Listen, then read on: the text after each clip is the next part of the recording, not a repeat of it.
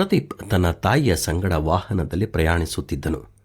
ಪ್ರತಿ ವರ್ಷ ತಾಯಂದಿರ ದಿನದಂದು ಅವನ ತಾಯಿ, ದೊಡ್ಡಮ್ಮ, ಚಿಕ್ಕಮ್ಮ ಅವರ ಅಜ್ಜಿಯನ್ನು ನೋಡಲು ಹೋಗುತ್ತಿದ್ದರು. ಅದೇ ರೀತಿಯಲ್ಲಿ ಈ ವರ್ಷವೂ ತಾಯಂದಿರ ದಿನದಂದು ಎಲ್ಲರೂ ಹೋಗುತ್ತಿದ್ದರು. ಕತ್ತಲೆ ಆಗುವುದಕ್ಕಿಂತ ಮುಂಚೆ ಅಜ್ಜಿಯ ಮನೆಗೆ ಹೋಗಬೇಕೆಂದು ಎಲ್ಲ ವಾಹನಗಳಿಗಿಂತ ವೇಗವಾಗಿ ಹೋಗುತ್ತಿದ್ದನು. ಅವನು ವೇಗವಾಗಿ ಹೋಗುವಾಗ ಅವನ ಮನಸ್ಸಿನಲ್ಲಿ ಯಾರೋ ವೇಗವಾಗಿ ಹೋಗುವುದನ್ನು ತಡೆಯುವ ಹಾಗೆ ಅನಿಸಿತು. ತಕ್ಷಣ ಅವನು ತನ್ನ ವೇಗವನ್ನು ಕಡಿಮೆ ಮಾಡಿಕೊಂಡನು. ಸ್ವಲ್ಪ ಸಮಯದ ನಂತರ ಮತ್ತೆ ವೇಗವಾಗಿ ಹೋಗಲು ಪ್ರಾರಂಭಿಸಿದ. ಮತ್ತೆ ಅದೇ ರೀತಿಯಾಗಿ ಯಾರೋ ವೇಗವಾಗಿ ಹೋಗುವುದನ್ನು ತಡೆಯುವ ಹಾಗೆ ಅನಿಸಿತು.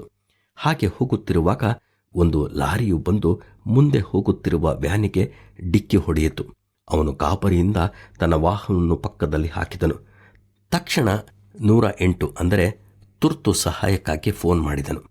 ಕೆಳಗೆ ಇಳಿದು ಅವನು ಮತ್ತು ಅವನ ತಾಯಿ ಆ ವ್ಯಾನಿನಲ್ಲಿದ್ದವರಿಗೆ ಸಮಾಧಾನ ಮಾಡಿ ಸಹಾಯ ಮಾಡಿದರು. ಪ್ರದೀಪ್ ಗಾಡಿಯ ಇಂಜಿನ್ ಇನ್ನೂ ಓಡುತ್ತಿರುವುದನ್ನು, ಡೀಸೆಲ್ ಇಂಜಿನಿನ ಕಡೆಗೆ ಹೆಚ್ಚಾಗಿ ಹರಿಯುವುದನ್ನು, ಯಾವ ಕ್ಷಣದಲ್ಲಾದರೂ ಗಾಡಿಗೆ ಬೆಂಕಿ ಹತ್ತುವ ಸಾಧ್ಯತೆ ಇರುವುದನ್ನು ಗಮನಿಸಿದನು. ಡಿಕ್ಕಿಯ ಹೊಡೆತದಿಂದ ಡ್ರೈವರ್ ಸ್ಟೇರಿಂಗ್ಗೆ ಸಿಕ್ಕಿಕೊಂಡಿದ್ದರು. ಡ್ರೈವರ್ ಬಳಿ ಹೋಗಲು ಅವನಿಗೆ ಸಾಧ್ಯವಾಗಲಿಲ್ಲ. ಸತತ ವಿವಿಧ ಪ್ರಯತ್ನದಿಂದ ಕೊನೆಯದಾಗಿ ಡ್ರೈವರ್ ಎಚ್ಚೆತ್ತುಕೊಂಡನು. ಇಂಜಿನ್ ಆಫ್ ಮಾಡು, ಇಂಜಿನ್ ಆಫ್ ಮಾಡು ಎಂದು ಜೋರಾಗಿ ಪ್ರದೀಪ್ ಕೂಗಿದನು. ಅವನು ಇಂಜಿನ್ ಆಫ್ ಮಾಡಿದ್ದರಿಂದ ದೊಡ್ಡ ಅಪಘಾತವನ್ನು ತಪ್ಪಿಸಲಾಯಿತು. ನಂತರ ಆ ಸ್ಥಳಕ್ಕೆ ಪೊಲೀಸ್ ತುರ್ತು ಸೇವೆಯ ವಾಹನ ಬಂದಿಳಿದಿತ್ತು.